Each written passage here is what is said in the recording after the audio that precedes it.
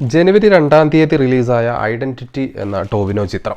രണ്ട് പേരാണ് സിനിമയുടെ ഡയറക്ടേഴ്സും എഴുത്തുകാരും, അനസ് ഖാനും അഖിൽ പോളും. നായക വേഷത്തിലുള്ളത് ടോവിനോ തോമസ് തന്നെയാണ്.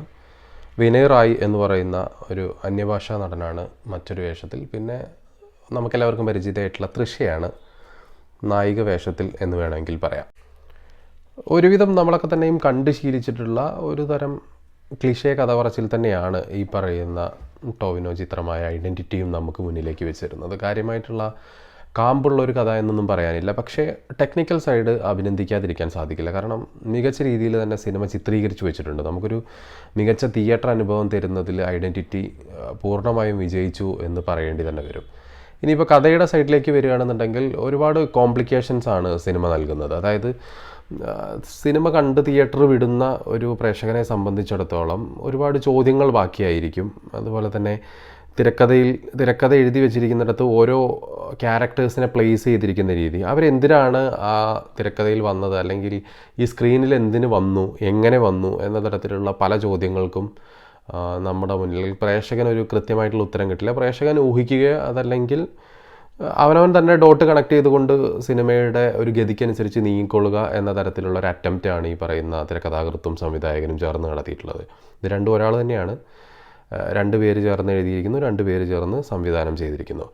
പിന്നെ മറ്റൊരു പ്രധാന പ്രശ്നമായിട്ട് വരുന്നത് എന്താണെന്ന് വെച്ചിട്ടുണ്ടെങ്കിൽ ഈ അഭിനയത്തിൻ്റെ ഒരു പ്രശ്നമാണ്. അത് മൊത്തത്തിൽ ഈ വിനയ് റായ് എന്ന് പറയുന്ന ആൾക്ക് ഡബ് ചെയ്തിരിക്കുകയാണ്, മറ്റാരോ ഡബ് ചെയ്തിരിക്കുന്നു എന്നുള്ളത് കൊണ്ട് സ്വാഭാവികമായിട്ടും ഒരു അന്യഭാഷാ നടൻ മലയാളത്തിൽ അഭിനയിക്കുമ്പോൾ ഉണ്ടാകുന്ന ഒരു ഡയലോഗ് ഡെലിവറിയിലൊരു അതിനാടകീയത ഈ സിനിമയിൽ നമുക്ക് മുഴച്ചു നിൽക്കുന്നതായിട്ട് കാണാം. പക്ഷേ ഈ ടോവിനോ തോമസിന് എങ്ങനെയാണ് ഈ സിനിമയിലുടനീളം ഒരു നാടക ഡയലോഗ് ലെവലിലേക്ക് കാര്യങ്ങൾ വന്നത് എന്നറിയില്ല.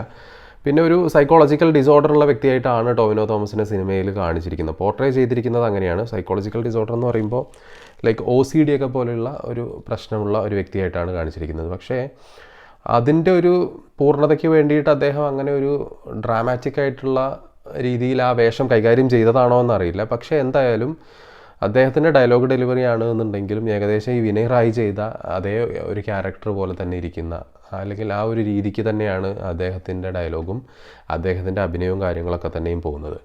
പിന്നെ ഇതിലൊരു സങ്കടകരമായൊരു കാര്യം എന്ന് പറയുകയാണെങ്കിൽ തിയേറ്റർ എക്സ്പീരിയൻസ് ചെയ്യാനുള്ളൊരു സിനിമ, വളരെ ഉയർന്ന ബജറ്റിൽ നിർമ്മിക്കപ്പെട്ടിട്ടുള്ള ഒരു സിനിമ. കോൺഫിഡൻറ്റ് ഗ്രൂപ്പാണ് പ്രധാന പ്രൊഡ്യൂസർ, പിന്നെ രാഗം മൂവീസും, ഇവർ 2 പേരും ചേർന്നിട്ടാണ് സിനിമ പ്രൊഡ്യൂസ് ചെയ്തിട്ടുള്ളത്. ഇത്തരത്തിൽ ഹൈ ബജറ്റിൽ നിർമ്മിക്കപ്പെട്ടിട്ടുള്ള ഒരു സിനിമ പക്ഷേ കാര്യമായിട്ടുള്ളൊരു പ്രൊമോഷൻ ഇല്ലാഞ്ഞിട്ടാണോ എന്നറിയില്ല. അതോ ഇനി ടോവിനോ ഇത്രയും കാലമായി വളരെ മലയാളത്തിൽ എന്താ പറയുക, നമ്മുടെ ബെഞ്ച് മാർക്കായിട്ടുള്ള പല ക്യാരക്ടേഴ്സ് ചെയ്ത് വെച്ചിട്ടുള്ള ടോവിനോ, ഇപ്പോൾ മിന്നൽ മുരളിയൊക്കെ എടുത്ത് നോക്കുകയാണെന്നുണ്ടെങ്കിൽ അത്തരത്തിലുള്ള റോളുകളൊക്കെ ചെയ്ത് ഒരു സ്റ്റാർട്ടം ഉണ്ടാവേണ്ട സമയമായിട്ടുണ്ട് ടോവിനോ തോമസിന്. പക്ഷേ നിർഭാഗ്യവശാൽ അങ്ങനെ ഒരു സാധനം ഇല്ലെന്ന് തോന്നും. കാരണം എപ്പോഴും ഒരു സിനിമ വിജയിക്കുന്നത് പലപ്പോഴും ഈ ആദ്യ സമയങ്ങളിൽ ഒരു പുഷ് കിട്ടുന്നത് എപ്പോഴും ഈ പറയുന്ന നായകനൊരു ആരാധക വൃന്ദം ഉണ്ടാകുന്ന സമയങ്ങളിലാണ്. അവർ കാണുക, അല്ലെങ്കിൽ അത്തരം പിന്നീടൊരു നെഗറ്റീവ് അല്ലാത്ത തരത്തിലുള്ള പബ്ലിസിറ്റികൾ, മൗത്ത് പബ്ലിസിറ്റികൾ, ആളുകളോട് പറഞ്ഞ് റെക്കമെൻഡ് ചെയ്ത് സിനിമ കാണാൻ വരുന്ന ആളുകൾ, അത്തരം ഒരു സാധനമൊന്നും ഇല്ലാത്ത ഒരു നടൻ, അല്ലെങ്കിൽ ഇനിയിപ്പോൾ ഒരിക്കലും നമുക്ക് ടോവിനോ തോമസിനെ യുവനടനെന്ന് വിളിക്കാൻ വേണ്ടി പറ്റില്ല. ശരിക്കും ആ ഒരു ടയറിൽ പെട്ടിട്ട ആളല്ല നമ്മളിപ്പോൾ മാത്യൂസിൻ്റെയോ അല്ലെങ്കിൽ നെസ്ലൻ്റെയോ ടയറിൽ പെട്ടിട്ടുള്ള ഒരാളല്ലല്ലോ ടോവിനോ തോമസ്. സോ ഡെഫിനറ്റ്ലി ടോവിനോ തോമസിന് ഒരു സ്റ്റാർഡവും അത്തരത്തിലൊരു ആരാധക വൃന്ദവും ഉണ്ടാവേണ്ട സമയം അതിക്രമിച്ചിരിക്കുന്നു എന്നുള്ളതാണ്. ഈ സിനിമ തിയേറ്ററിൽ ആളില്ലാതിരിക്കുന്നതിൻ്റെ പ്രധാന കാരണം ഇതാണ്. സിനിമയിലെ ഫൈറ്റ് സീക്വൻസുകളാണെന്നുണ്ടെങ്കിലും അത് ഷൂട്ട് ചെയ്ത് വെച്ചിരിക്കുന്ന രീതിയാണെന്നുണ്ടെങ്കിലും തിയേറ്ററിൽ തന്നെ പ്യുവറായിട്ട് എക്സ്പീരിയൻസ് ചെയ്യേണ്ട ഒരു സിനിമയാണ്. കഥയിൽ വലിയൊരു പുതുമയൊന്നും നമുക്ക് പ്രതീക്ഷിക്കാനില്ലെങ്കിൽ പോലും സിനിമ ഒരു തിയേറ്റർ എക്സ്പീരിയൻസ് ചെയ്യേണ്ട സിനിമയാണ് എന്ന് കരുതിയ ഒരു മോശം സിനിമയുമല്ല ഐഡൻറ്റിറ്റി. പക്ഷേ എന്നിരുന്നാൽ പോലും സിനിമ കാര്യമായിട്ട് തിയേറ്ററിൽ ആളനക്കം ഉണ്ടാക്കിയിട്ടില്ല എന്നുള്ളതാണ് സത്യം. എന്തായാലും ഒരു സിനിമയുടെ വിജയഘടകം എന്ന് പറയുന്നത് ആളുകൾ തിയേറ്ററിലേക്ക് എത്തുമ്പോൾ തന്നെയാണ് പ്രധാനമായിട്ടും ബിസിനസ് നടക്കുന്നത്, എല്ലാം കച്ചവടമാണ്. അത്തരം ഒരു ഇത് നോക്കുകയാണെന്നുണ്ടെങ്കിൽ ഐഡൻറ്റിറ്റി എന്ന ചിത്രം അതിൻ്റെ മുടക്ക് മുതൽ തിരിച്ചു പിടിക്കുമോ എന്നുള്ള കാര്യം സംശയമാണ്. സിനിമയുടെ റിവ്യൂ എന്ന് പറഞ്ഞാണ് തുടങ്ങിയതെങ്കിലും സംസാരിച്ച് വന്നപ്പോൾ അവസാനം ടോവിനോയുടെ സ്റ്റാർഡത്തെക്കുറിച്ചും ആരാധക വൃന്ദത്തെക്കുറിച്ചൊക്കെയാണ് കൂടുതൽ പറഞ്ഞത്. ഈ ഐഡൻറ്റിറ്റി എന്ന് പറയുന്ന സിനിമയെ കുറിച്ച് തന്നെ പറയാം. സിനിമ സത്യം പറഞ്ഞാൽ ഒരു നല്ല ദൃശ്യാനുഭവമാണ് തിയേറ്ററിൽ നിന്ന് കാണുമ്പോൾ. ക്ലൈമാക്സിലെ ഫൈറ്റ് സീക്വൻസ് ഒക്കെ ആണെന്നുണ്ടെങ്കിലും അതിമനോഹരമായിട്ട് തന്നെ ചെയ്തു വെച്ചിട്ടുണ്ട്. ഒരുപക്ഷെ ട്രെയിലർ കട്ടിൽ കണ്ടിട്ടുണ്ടായിരിക്കും ആ ഫ്ലൈറ്റ് സീക്വൻസ്. അത്തരം ഒരു സീൻ ആ സിനിമയിലുണ്ട്. അവസാന ഫൈറ്റ് ഒരു ഫ്ലൈറ്റിൻ്റെ ഉള്ളിലാണ് നടക്കുന്നത്.